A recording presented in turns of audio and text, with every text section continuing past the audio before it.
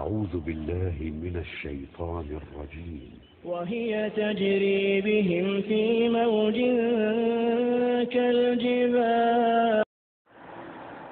அடுத்ததாக ஒரு கேள்வி கேட்டிருக்கிறாங்க. ஜனாசா தொழுவிக்கும் இமாமின் வலது பக்கமாக மையத்தின் தலைப்பகுதியை வைக்க வேண்டுமா? ஜனாசா தொழுவிக்கும் இமாமின் வலதுபுறமாக மையத்தின் தலையை வைப்பது சுன்னத் என்று சொல்கிறார்கள், இது சரியா? அப்படி என்று ஒரு கேள்வி கேட்கப்பட்டிருக்கிறது. சரி, அதாவது என்ன கேட்குறாங்கன்னு சொன்னால், ஒரு இமாம், ஜனாசா தொழுவிக்கிற இமாம், அந்த இமாமுடைய வலது பக்கமாகத்தான் ஜனாசா அந்த மையத்துடைய தலைப்பகுதியை வைக்க வேண்டும். அப்படி வைக்கிறது சுன்னா என்று சொல்றாங்க.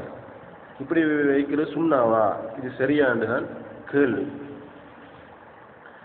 உண்மையில் நான் அறிந்த வகையில் இப்படி ஜனாசா தொழுவிக்கின்ற இமாமுக்கு வலது பக்கமாக வலது புறமாகத்தான் மையத்துடைய தலைப்பகுதி இருக்கணும், இப்படி இது ஒரு சுன்னா, இது ஒரு நபி வழி என்று நான் அறிந்த வகையில் காணவில்லை. அது ஒரு சுன்னாவும் கிடையாது. எந்த ஒரு ஹதீஸ்கள்லையும் அப்படி வந்தில்லை. அதுக்கு மாற்றமாக இப்படி வந்திருக்கு. எப்படி, ஒரு ஆண் மையத்தாக இருந்தால் தலை பகுதிக்கு நேராக நின்று இமாம் தொழுவிக்க வேண்டும். பெண் மையத்தாக இருந்தால் நடுப்பகுதிக்கு என்ன செய்யணும், இமாம் நின்று தொழுவிக்க வேண்டும் என்ற ஹதீஸ் இருக்கிறது. அதை தவிர ஜனாசா தொழுவிக்கின்ற இமாமுக்கு வலது புறமாகத்தான் மையத்துடைய தலைப்பகுதியை வைக்கணும் என்ற ஒரு செய்தியை காணல.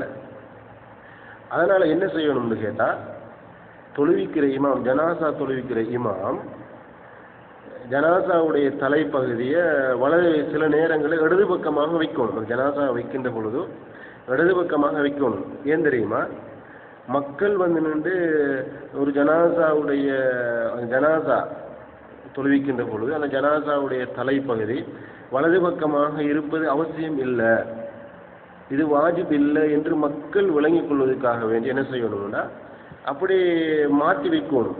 இடது பக்கமாக என்ன செஞ்சு கொள்ளணும், மையத்துடைய அந்த தலைப்பகுதியை வைக்கணும், மாற்றியும் வைக்கணும், விரும்பின மாதிரி வச்சு கொள்ளலாம்.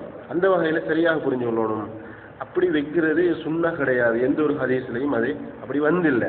ஏன்னா மக்கள் நின்று நினைச்சு கொண்டிருக்கிறாங்க எப்படின்னு சொன்னால், ஜனாசா தொழுவிக்கின்ற பொழுது அந்த மையத்துடைய தலைப்பகுதி அந்த இமாமுடைய வலது பக்கமாக இருப்பது சுன்னத்து, இது ஒரு நபி வழி என்று நினைச்சு கொண்டிருக்கிறாங்க. எனவே அது நபி வழி இல்லை என்று காட்டுவதற்காக வேண்டி கட்டாயம் என்ன செய்யணும்னா, இடது பக்கமாக தலைப்பகுதியை வச்சு தொழுவிக்கணும். இப்படி ஒரு நடைமுறையை நாங்கள் செஞ்சாதான் இது ஒரு சுன்னா இல்லைன்னு விளங்கிக் கொள்வாங்க. எனவே தெளிவாக விளங்கிக் கொள்ளுங்க.